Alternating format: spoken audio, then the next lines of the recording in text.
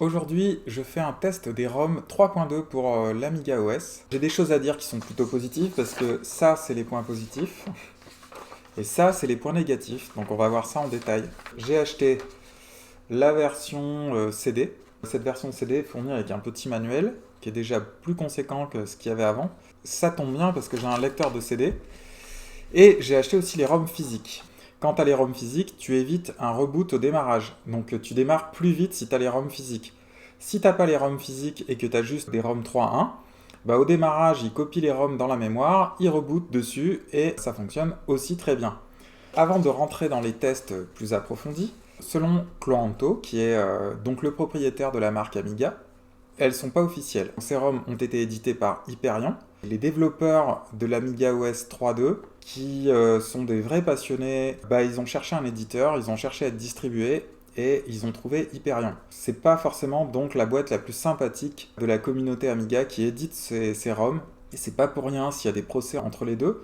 Pour ma part, je pense que Cloanto a raison dans cette bataille, mais ce qui est dur pour nous utilisateurs, c'est que on est partagé entre Hyperion qui sort des ROM qui sont vachement bien et qui sont officieuses, et Cloanto qui ne fait plus rien depuis des années d'autre que des procès, qui fait Amiga Forever, mais franchement c'est pas le truc le plus intéressant du monde. Moi personnellement je trouve que WinUAE est largement suffisant, il n'y a pas besoin de rajouter une surcouche, bref. Cloanto, contrairement à ce que disent beaucoup d'utilisateurs, a fait des choses géniales. Par exemple, Personal Paint, c'est un logiciel que j'utilise toujours d'ailleurs, qui est remarquable. Tout le monde cite dans les logiciels de graphisme Deluxe Paint, Brillance, TV Paint, mais Personal Paint, c'est un bijou. C'est Cloanto qui l'a fait, c'est un mec qui travaille tout seul, il ne manque pas de talent. Néanmoins, lui, il a fait des ROM officiels, qui sont les ROM 3X, et par exemple, les ROM 3X ne démarrent pas avec ma Blizzard 1260. Et puis en plus, les ROM 3X amenaient très très peu de choses, à part quelques bugs, alors que là, depuis les ROM 3.1.4, on a vu beaucoup d'innovations. Et donc voilà, nous, pauvres utilisateurs, on est dans une situation où on est partagé entre quelque chose d'officieux, édité par une boîte qui n'est pas la plus bienveillante pour la communauté Amiga, et Amiga officiel, qui appartient à Cloanto. Elle ne fait plus rien et ne reconnaît pas ses ROM. Cloanto serait pas loin d'accepter ses ROM, il aurait aimé que les choses se fassent dans les règles, et c'est pas le cas. Donc ça c'était pour la partie politique. C'est vraiment ennuyeux de se dire que bon ben voilà, ce que je tiens là entre les mains, ça paraît officiel mais je pense que ça l'est pas. Même si ça nous fait chier, ça reste des ROM officieuses. Alors maintenant on va attaquer le vif du sujet. Tiens, je vais booter. Je fais un reset de mon Amiga. J'ai installé l'Amiga OS 3.2 par-dessus mon ancien système, c'est-à-dire par-dessus le 3.1.4, et l'installateur qui est sur le CD-ROM gère ça parfaitement. Donc quand tu installes, tu peux installer sur un disque dur formaté, mais tu peux aussi installer sur ton système et le mettre à jour, et il gère ça très très bien. J'ai juste eu un couac au démarrage, j'avais mis dans ma user startup, et la user startup elle est conservée intégralement, le lancement d'Arex. Or, sur la nouvelle startup séquence, il y a aussi le lancement d'Arex, donc il se lançait 2 fois et ça bloquait l'exécution de ma startup séquence. Donc j'ai dû le virer de ma user startup pour que ça s'exécute normalement. Donc j'ai opté pour les icônes non entrelacées, c'est-à-dire je suis en haute résolution non entrelacée. Je n'ai pas choisi les Glow Icons. J'ai essayé, j'ai fait une installation avec Glow Icons, et ayant une indivision MK3 de très bonne qualité qui gère très bien les résolutions entrelacées, je me suis dit allez, je passe en résolution entrelacée avec ces jolies icônes. Il me tentait bien. Et puis, en fait, moi, ça me dérange, la résolution entrelacée, parce qu'elle consomme beaucoup plus de mémoire chip. Je n'ai que l'AGA, et je considère que si tu n'as pas de carte graphique, travailler en résolution entrelacée, c'est un inconvénient. Moi, je tiens la haute résolution non entrelacée, elle est en overscan ici, donc je souhaite garder finalement un aspect de mon workbench. Là, c'est Magic Workbench. C'est pour le moment le Workbench que je préfère, mais c'est quand même pas ce qu'il y a de plus moderne, ces icônes Magic Workbench, avec les tons roses que l'on connaît, cette palette un peu spéciale. C'est là où j'avais trouvé le plus d'icônes. Ça me rappelle il y a 20 ans, quand on avait essayé de faire évoluer le Workbench 3, et c'est parfaitement compatible avec le Workbench 3.2. Bon voilà, donc j'ai choisi une résolution pâle, haute résolution, et les icônes à l'ancienne. Et ça déjà, ce qui est super, c'est que l'OS 3.2 le gère très bien. Dans le CD-ROM, on peut installer sans Glow Icons, et là il te met toutes sortes d'icônes ambiance OS 3.0 en 4 couleurs. Donc ça veut dire qu'on a 2 résolutions d'icônes supportées. Moi j'aurais aimé des Glow Icons en non entrelacés, c'est-à-dire qu'on a un peu le choix entre les icônes très anciens ambiance Workbench 3.0 ou les icônes beaucoup plus colorées, mais là il faut un Workbench entrelacé. Alors ce que j'ai pas dit, là je viens de booter, le boot est plus rapide. Je vais vous montrer la startup séquence. Ici, je vous la montre avec un nouvel éditeur qui est fourni avec cet OS. Cet éditeur tourne sur réaction et il s'appelle TextEdit. Si je mets Script Shell, il est capable de faire la coloration syntaxique. L'icône ici s'adapte selon le contexte et ça c'est vraiment cool. Voilà les petites choses déjà que l'on remarque avec cet OS 3.2. C'est un petit éditeur du texte très simple qui fait le copier-coller, qui fait un petit peu de coloration syntaxique. Cela dit, il y a beaucoup d'éditeurs de texte déjà qui sont super bien, mais là, c'est fourni avec le Workbench, donc je valide. La startup séquence a bien évolué, et je vous invite à regarder ma critique de la startup séquence concernant l'OS 3.1.4. J'avais fait une vidéo complète là-dessus où j'avais décortiqué la startup séquence et ce qui pouvait être amélioré.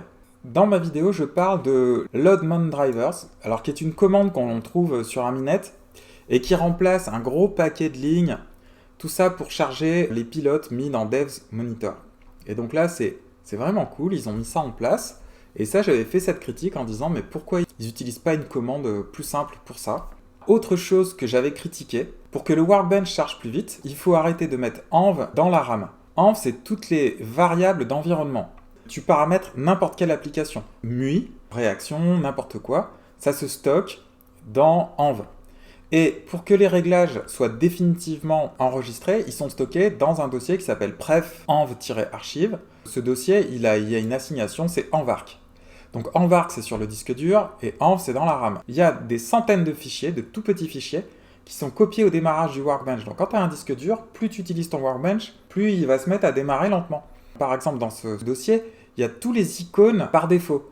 Donc il y a énormément de données qui peuvent ralentir le boot. Hyperion a résolu le problème. Ils ont fait ici ce qu'on appelle make link, qui va copier juste ce qui est vraiment nécessaire dans la RAM. Et donc ça permet de pouvoir utiliser toutes les applications en mode utiliser ou sauvegarder, sans pour autant copier l'intégralité du dossier du disque dur avec tes réglages dans la mémoire vive. Donc du coup, on a tous les avantages grâce à cette commande.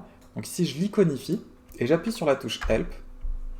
Script in S, Startup Séquence. Ça exécute une copie à la demande depuis envarc to env. Son but, c'est de permettre les fonctionnalités de envarchive dans la RAM sans pour autant copier les fichiers non nécessaires dans la RAM. On le sent tout de suite, le boot est plus rapide. C'est en fonction des applications que tu lances que les choses vont se copier dans env au lieu de tout mettre d'un coup. Donc c'est plus intelligent. On peut encore l'optimiser selon moi. Moi, à mon avis, je peux encore la raccourcir de moitié.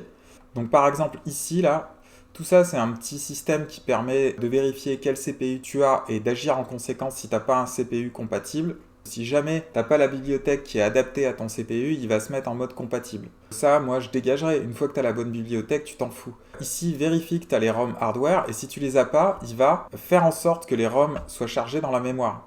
Donc tout ça, moi, je te le dégagerai vite fait. La commande cette patch existe encore. Tu vois, c'est un peu comme l'erratum dans un livre qui vient d'être édité. On voit 2-3 coquilles de dernière minute et on va les modifier.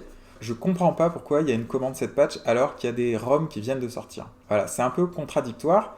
Presque tout le début, là, je pourrais le faire sauter, bon, à part le set patch qui est obligatoire. Ici, par exemple, il met des buffers sur le DF0. C'est au cas où tu mets une disquette, après le chargement du Workbench, il se charge un peu plus vite. Bin drivers, au secours, bin drivers, j'en ai déjà parlé, ça sert à faire tourner les pilotes éventuels qui sont stockés dans le dossier expansion que personne n'utilise, donc à dégager de toute urgence. C'est pas grave s'il y est, mais c'est qu'ils veulent être compatibles avec...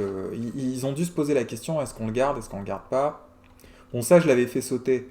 Ça marche très bien, ton Workbench, dans ces conneries. C'est des variables d'environnement pour 3 trucs qui sont quasiment pas utilisés. À part ça, je trouve que la startup séquence est très bien. Donc pour le moment, j'y touche pas parce que franchement, il démarre bien. Mais peut-être, au bout de 3-4 mois d'utilisation, je me ferai une petite startup séquence adaptée. Bon voilà, ça y est, j'ai assez parlé de la startup séquence.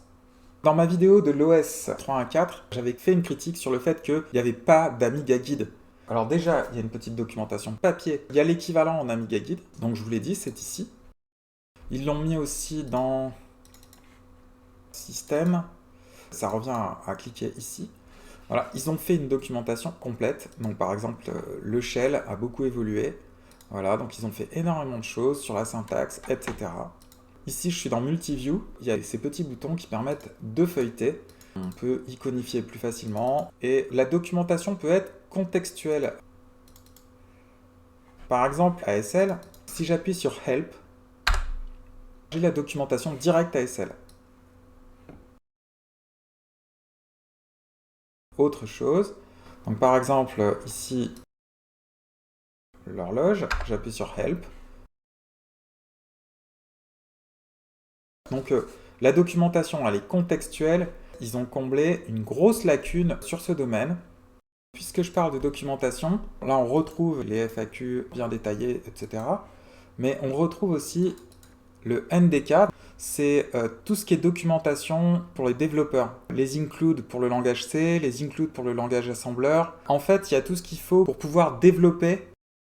Ici, par exemple, j'ai du code en langage C, et vous voyez qu'à chaque fois, celui qui s'y colle, c'est TextEdit avec la coloration syntaxique, et il s'est mis ici en langage C. Alors au passage, les ROM 3.2 maintenant mettent un point quand quelque chose est validé. Par exemple, tu fais afficher par, ici il te met un point sur ce que c'est. Voilà, donc là, si je reviens dessus, il te met un point. Donc ça, c'est une petite amélioration aussi du Workbench.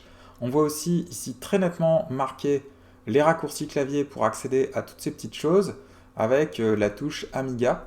On peut la changer d'ailleurs, on peut mettre l'Amiga gauche ou l'Amiga droite, on peut tout paramétrer comme on veut. Alors je voulais vous montrer un exemple d'icône par défaut. Ça se passe dans les préférences.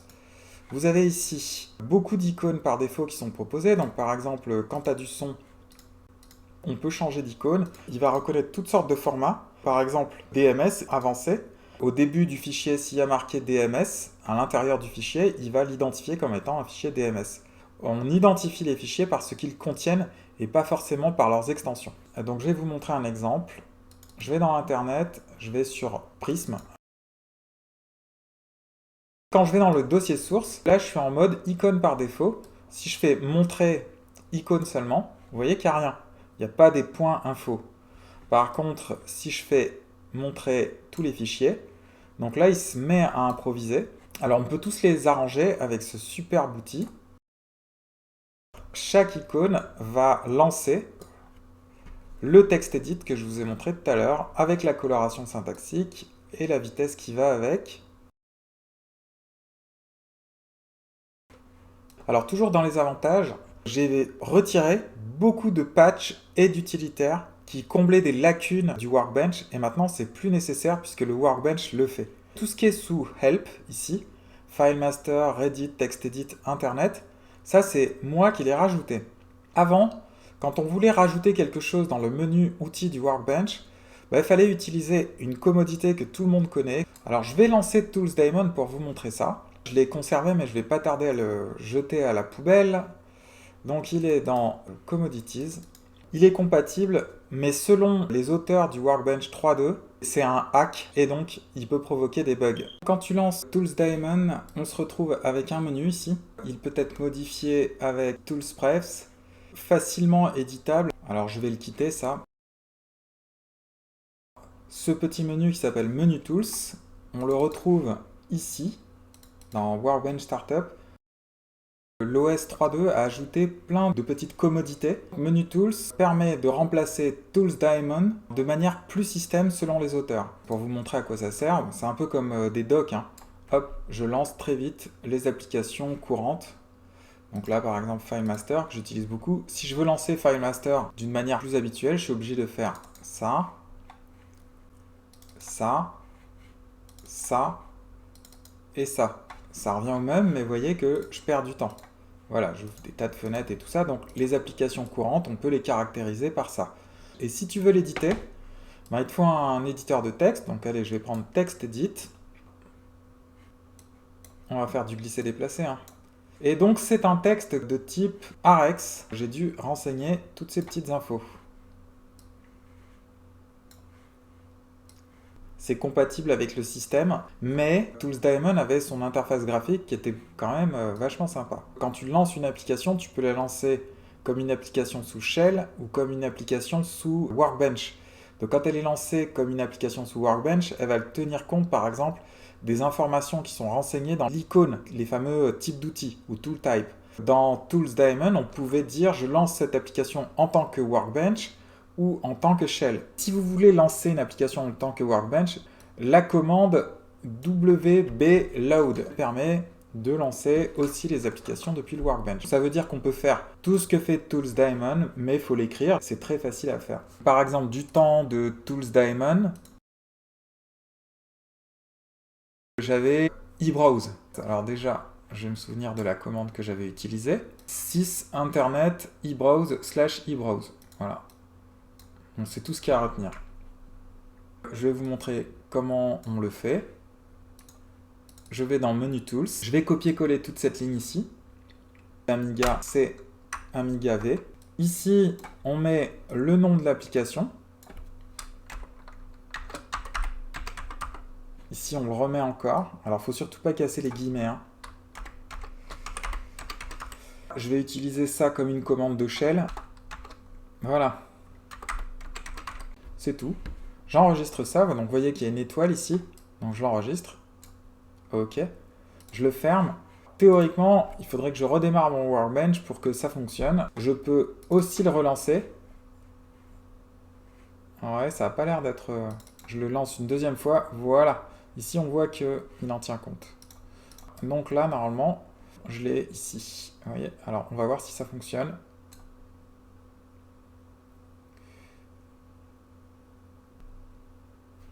Donc là, c'est nickel. Je peux aller sur Internet tranquille.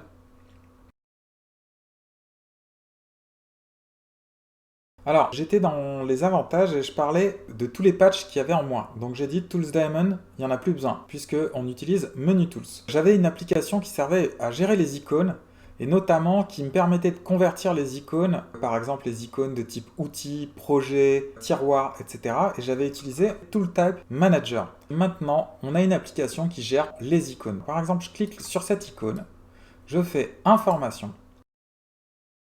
Ça utilise ici au démarrage du Workbench, c'est ça qui est utilisé. D'ailleurs, c'est marqué ici, à propos, on est sur Raw Info, voilà. Si j'en veux plus, je le désactive en double-cliquant dessus, et je recommence, je fais Information, et là, je retrouve le truc d'Amiga OS 3.1.4. Je vais le relancer, et je vais vous montrer l'intérêt de tout ça. Alors, par exemple, donc ici, je fais Information. C'est par exemple, si je suis sur un tiroir, là, je clique sur Taille, et il va calculer la taille du dossier. Le dossier Internet fait 43 mégaoctets. Je vais vous montrer encore autre chose. Je clique ici, et je fais Information. Ici, on peut avoir la version du logiciel, et non plus la taille, puisque ce n'est pas un dossier. C'est comme si je faisais un version eBrowse. Version, c'est dans le dossier C, et il va scanner tout le code de eBrowse jusqu'à trouver différents numéros de version. Donc ça peut être utile quand tu veux savoir sur quelle version tu es et que ce n'est pas clairement indiqué. Ça peut marcher sur une bibliothèque, n'importe quoi. Je vais sur Icône. Ici, j'ai accès au tooltype d'une manière confortable. Vous voyez ici que c'est réaction. Donc dès qu'on voit cette barre d'outils un peu spéciale grisée, là, c'est réaction. Je peux toujours faire glisser. Si par exemple je prends cette icône et que je le balance là, je change l'icône. Je change l'apparence de l'icône, il n'y a plus qu'à enregistrer et c'est réglé. Je garde les tooltypes. Donc on peut aussi changer très facilement par glisser et déplacer l'apparence des icônes. Maintenant, je peux changer aussi le type d'icône. Et ça, avant, il fallait un utilitaire pour le faire. Il fallait icône edit ou iconian ou mon fameux tooltype manager. On peut charger icône edit. Alors ça, franchement, ça sert à rien parce que quand tu charges icône edit, il ne te charge pas l'icône en cours. Alors c'est peut-être un bug. Et alors en plus, icône edit, on ne peut pas éditer les new icônes. Alors lui, il n'a pas évolué d'un iota. Donc par exemple, si je vais dans les jeux, Castle Master par exemple, et vous voyez là, c'est complètement vautré, il n'arrive pas à afficher parce que c'est un new icône. Donc c'est censé être un icône magnifique, Castle Master. Voilà à quoi il ressemble. Il devrait ressembler à ça. Mais comme c'est un new icône, il n'arrive pas à le charger. Donc on est toujours sur le vieux icône edit. Je préconise toujours d'utiliser iconian. Donc là, je fais ouvrir icône. Et on va s'ouvrir le petit Castle Master pour vous montrer la différence. Hop. Donc Iconian, il est capable de gérer les new icônes, tu peux zoomer, et tu as une sorte de Deluxe Paint intégré, c'est-à-dire ici, j'ai mes outils. Je peux découper un morceau, je fais ce qu'on appelle une brosse, je peux dessiner, je peux remplir d'une couleur, tout ce que fait un Deluxe Paint, voilà, tu choisis ta couleur, et ainsi de suite.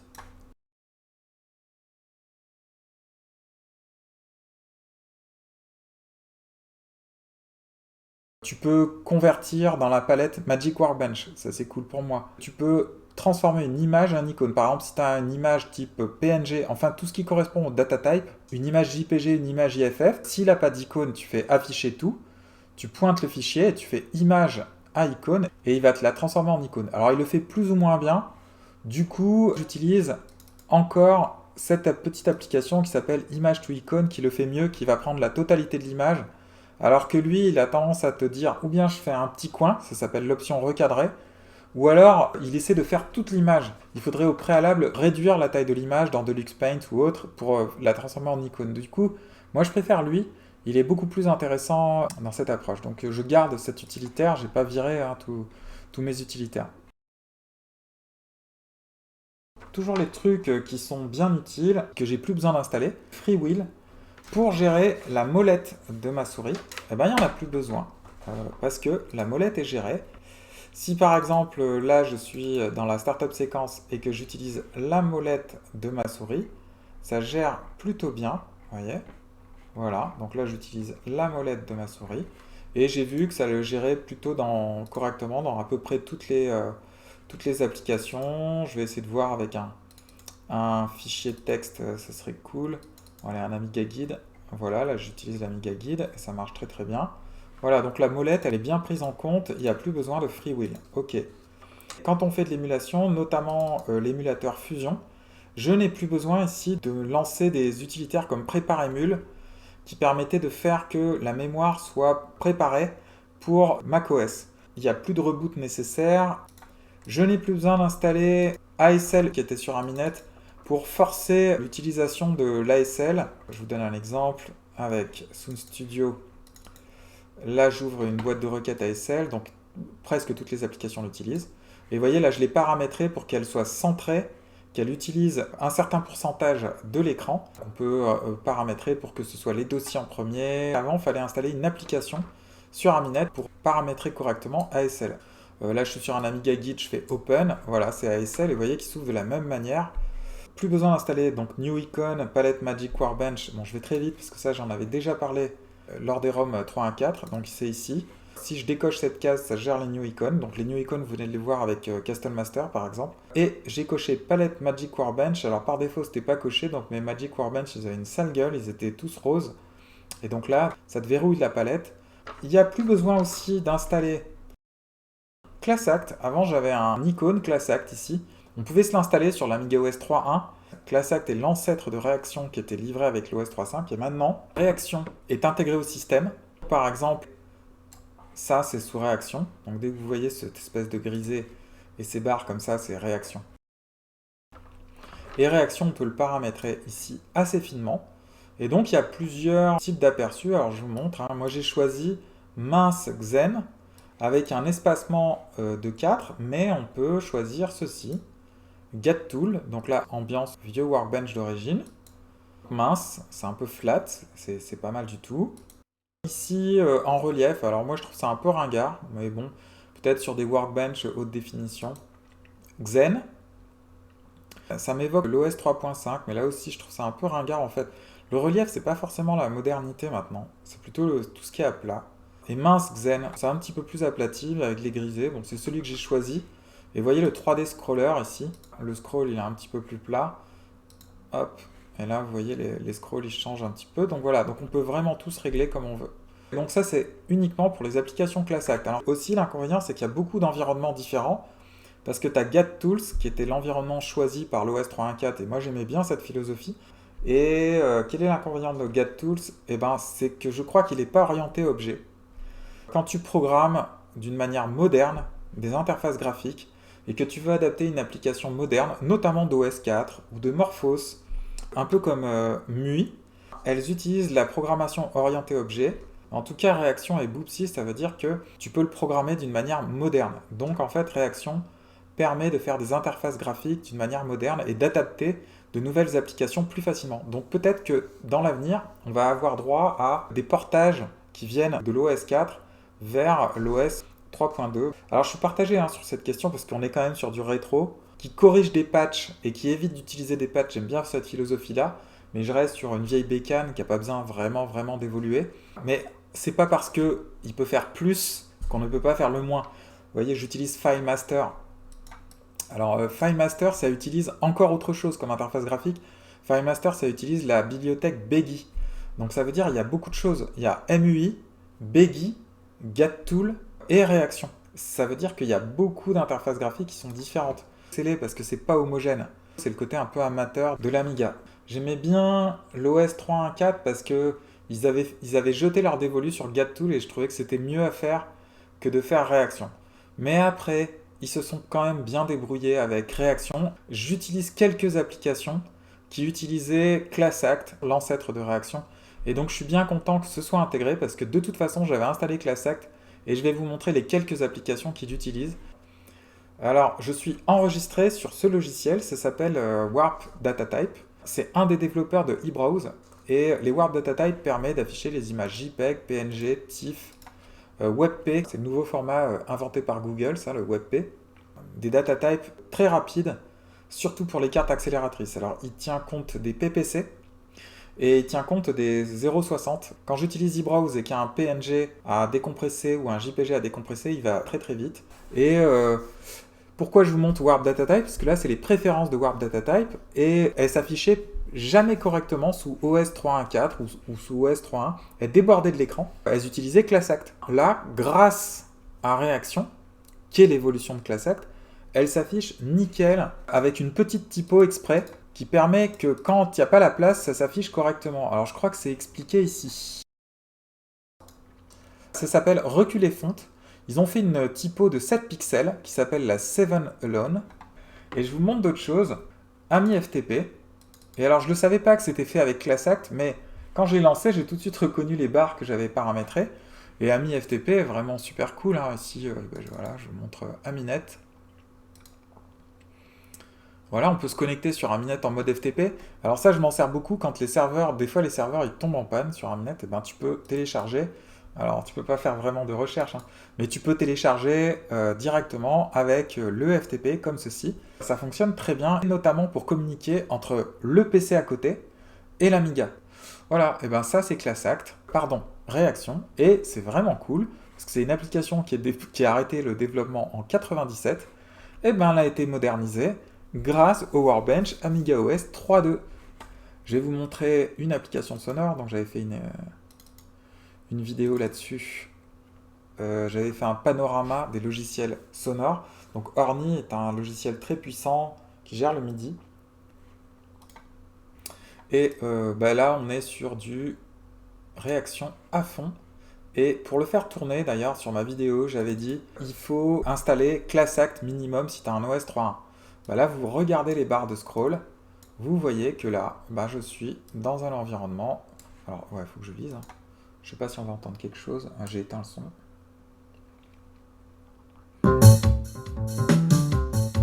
Bon, tout ça pour faire du son pourri.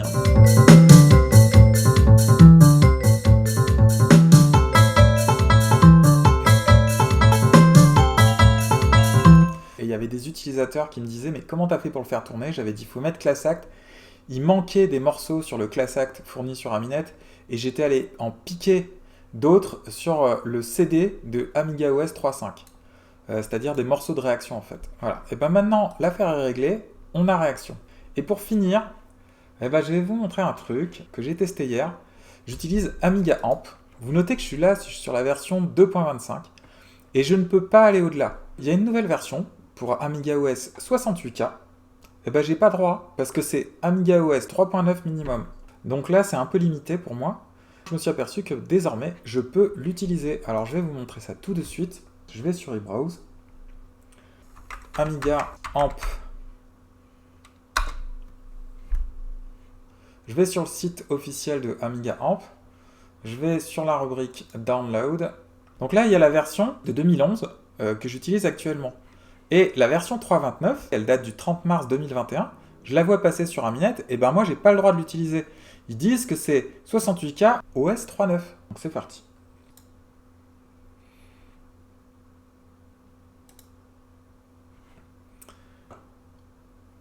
Je quitte. Voilà, donc là, ça atterrit dans un dossier temporaire. Donc je vais y accéder de suite. Dans mon foutoir. Je l'ai programmé pour aller là-dedans. Et donc là, j'ai quoi? Le voilà. Donc là, je le désarchive.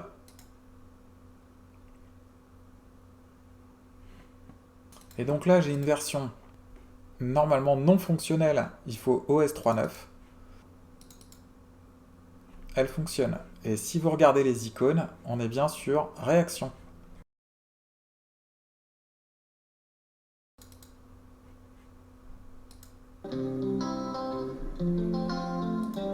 Petit équaliseur sous réaction.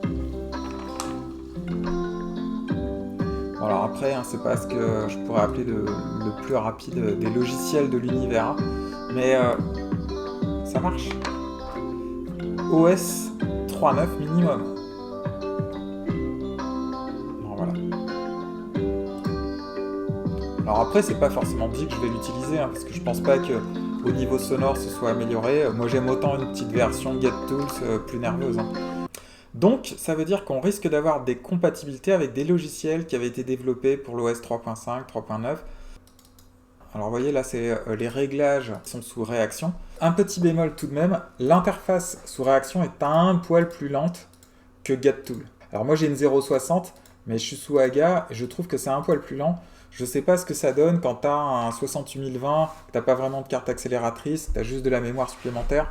C'est quand même pas un OS qui est là pour accélérer les choses, quoi. Voilà, donc l'avantage de GetTools, c'est que c'était ultra light, c'était ultra léger. Là, tout de suite, on est un peu dans l'univers du 3.5, on est intermédiaire. Moi, le 3.5, j'ai pas aimé à cause de ça, c'est que ça alourdissait.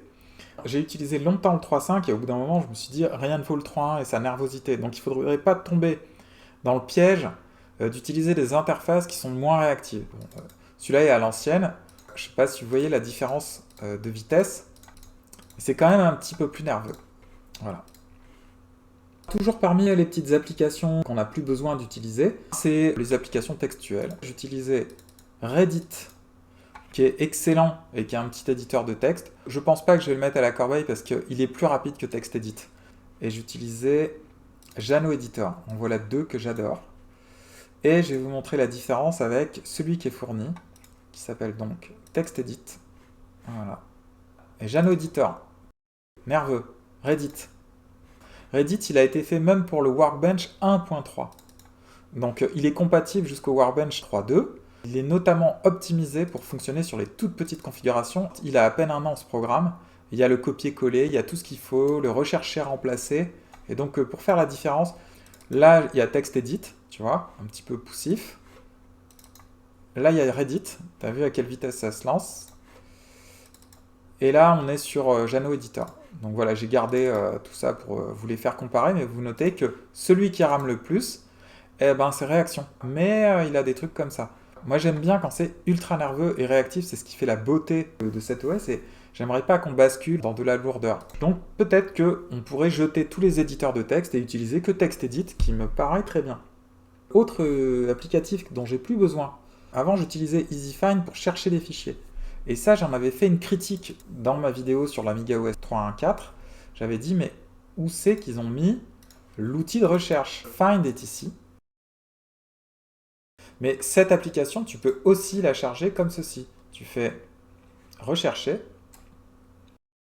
Évidemment, tu peux rechercher à l'intérieur d'un dossier. Donc, il n'y a plus besoin d'installer des applications de recherche. Ensuite, il y a tous les data types. Ils sont fournis avec le Workbench, donc PNG, JPG, etc. Parmi les avantages, Auto Arrange Icon, je l'ai déjà montré tout à l'heure, il te les aligne par le bas. Quand tu as des icônes qui ne sont pas de même taille, c'est souvent difficile. Et il arrive à tous les juxtaposer, c'est plutôt pas mal. Allez, celui-là, je l'avais arrangé manuellement. Je fais Auto Arrange Icon et vous voyez, hop, il le fait de cette manière-là. Ensuite, dans les prefs, notamment dans e-control, pour ajuster toutes les fenêtres exactement comme on veut. On peut se déplacer hors de l'écran, les fenêtres, Et on peut les redimensionner de tous les côtés, c'est-à-dire tu as des poignées là qui vont apparaître de tous les côtés. Moi je trouve ça pas très intéressant. Ça ne me gêne pas de redimensionner une fenêtre par là. Et dans les paramètres avancés, on peut régler l'épaisseur des fenêtres, c'est-à-dire ici, on peut dire qu'on veut des barres proportionnelles.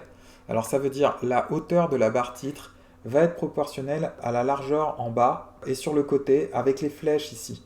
Et souvent, quand tu montes en résolution, tu peux avoir des déformations de ta fenêtre qui sont dégueu.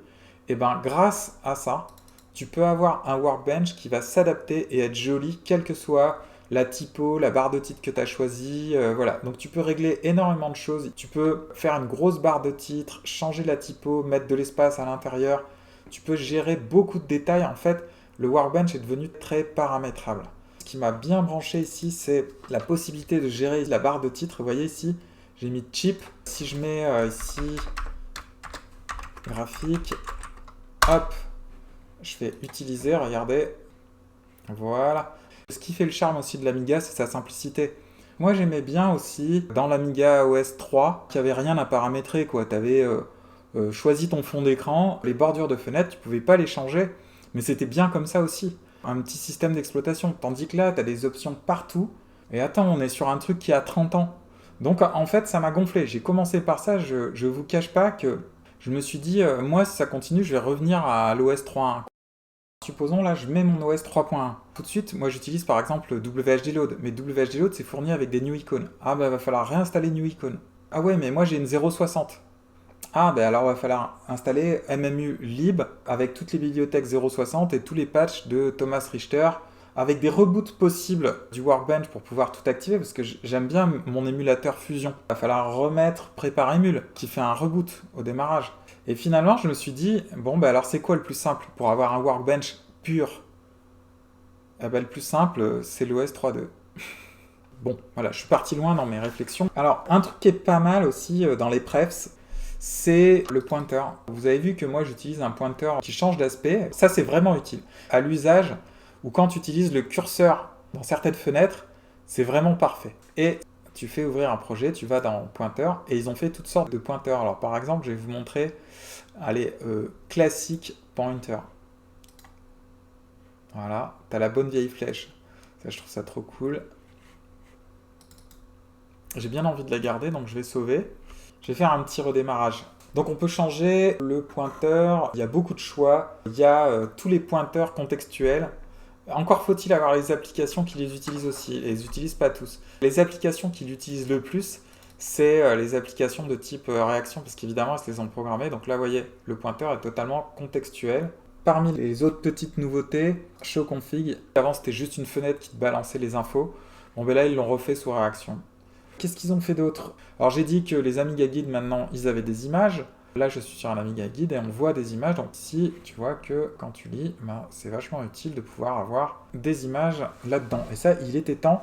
Allez, maintenant, je passe au défaut. J'éteins tout. J'enlève cette carte-là. Alors ça, c'est ma carte Wi-Fi préférée parce qu'elle est WPA2.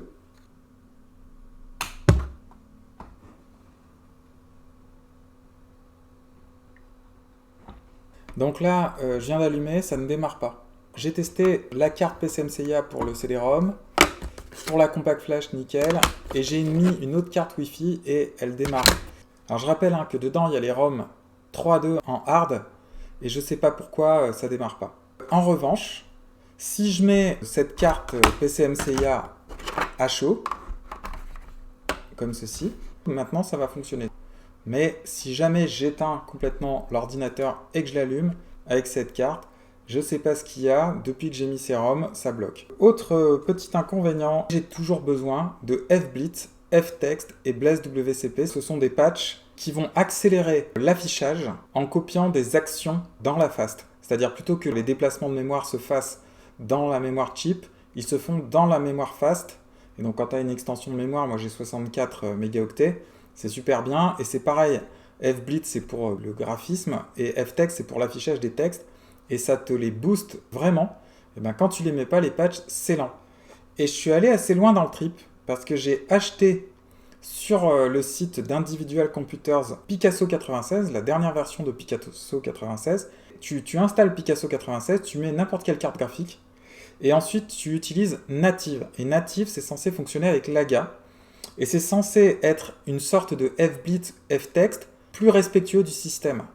Sauf que, quand tu utilises des logiciels de benchmark, Seaspeed, AmiMark, AmiGod, pour tester un petit peu les performances graphiques, et il n'y a pas photo, FBlit donne les meilleures performances, bien meilleures que Picasso 96 avec le pilote Native, qui est conseillé et qui est respectueux du système. Donc ça veut dire FBlit n'est pas respectueux du système, mais n'empêche, il marche et il marche très vite. Parmi toujours les petits reproches, les ROM elles ne conviennent pas à un Amiga de base. Alors je dis, ça convient à un Amiga de petite configuration, mais petite configuration, si tu lis le manuel, il faut de la fast.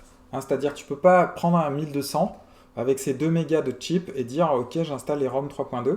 Je conseille de garder les ROM 3.0 ou de mettre des 3.1 parce que c'est quand même un truc où il faut une petite carte accélératrice. Donc il y a plein de petites cartes accélératrices à entre 60 € et 80 €, il y en a plein maintenant, et donc il faut au moins ça. Et encore, je trouve que c'est pas ça qui va vraiment décupler ton ordinateur. On vient de voir réaction, ça demande un peu de pêche. Donc je dirais une 68030 minimum, moi. Je reproche donc aussi que les icônes Glow Icons ne soient pas en mode non entrelacé. Donc les ROM sont fournis avec ces icônes, que je trouve pas mal. Même si actuellement l'ambiance est plutôt flat et pas trop sur des icônes comme ça, mais bon, je les trouve très bien dessinées. Honnêtement, j'aurais bien aimé les avoir en mode non entrelacé, peut-être que là j'aurais cédé à la tentation. Voilà, je les trouve plutôt sympas, mais ça marche avec un workbench en entrelacé. Ça m'intéresse pas, je trouve que le workbench est encore plus ralenti, encore plus poussif, il bouffe encore plus de chips pour utiliser ça. Qu'est-ce que j'ai d'autre comme reproche à faire? Toujours pas de nouvelle typographie. Ben ouais, dans les préférences, on peut changer évidemment la typo, hein, voilà, c'est ici. Moi j'utilise une typo qui s'appelle New Topaz, c'est-à-dire c'est la même chose que Topaz, mais il y a des petits espaces en moins. Mais j'ai pas trouvé de belles typos. Il y a Xen, qui avait été inventé il y a 20 ans, mais il y a très peu de petites typos bitmap en 8 pixels. Ça serait cool d'en inventer une autre. Qu'est-ce que j'ai noté dans les inconvénients? Icône edit, incapable de gérer une icône, on en a déjà parlé. Donc voilà, c'est tout. Pour conclure, est-ce que je conseille les ROM 3.2? Eh ben pas forcément, ça dépend de ce qu'on veut en faire. Si par exemple, t'es un nostalgique, t'as trouvé un Amiga sur Le Bon Coin et tu veux jouer à d'anciens jeux ou faire tourner quelques anciennes démos, moi je te conseille de garder ton Amiga tel qu'il est. Éventuellement, si c'est un 500, d'acheter un GoEC ou un Gotek et de faire tourner quelques ADF. Si tu as un 1200, mettre un disque dur avec une petite carte accélératrice, tu gardes tes 3.0 ou tu mets un 3.1 et puis tu peux commencer à installer du WHD Load. Mais là, l'OS 3.1 est suffisant.